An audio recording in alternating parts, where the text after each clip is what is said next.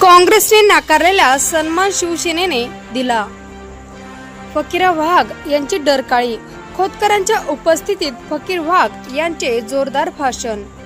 ज्या काँग्रेस पक्षासाठी वर्षानुवर्षे काम केले तिथेच स्वाभिमानाची जपवणूक झाली नाही.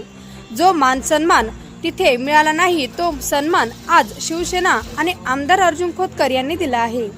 आता पूर्ण ताकदीनिशी मैदानात उतरून शिवसेनेला जिल्ह्यात नंबर 1 पक्ष बनवणारच अशी सिंहगर्जना ज्येष्ठ नेते फकीर वाघ यांनी केली. आमदार अर्जुन खोतकर यांच्या उपस्थितीत काँग्रेसचे शहराध्यक्ष आतिक खान, शेख इर्शाद यांच्यासह कार्यकर्त्यांनी प्रवेश केला. यावेळी शेख इर्शाद यांचा शिवसेना संपर्क कार्यालयाचे उद्घाटन कार्यक्रमात फकीरा वाघ यांच्या खास शैलीत तडाखेबंद भाषणाने उपस्थितांची मने जिंकली.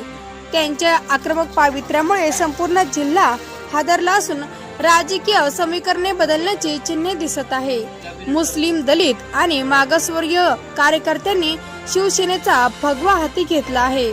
खोतकरांच्या पाठीशी खंबीर उभे अर्जुन खोतकर यांच्या नेतृत्वावर आमचा पूर्णपणे विश्वास असून त्यांच्या मार्गदर्शनाखाली जिल्ह्याचा विकास करू असा निर्धार वाघ यांनी व्यक्त केला. वाघ यांच्या फटकेबाज भाषणाबाजीने कार्यकर्त्यांमध्ये नवा उत्साह भरला असून विरोधकांच्या गोटात अस्वस्थता पसरली आहे.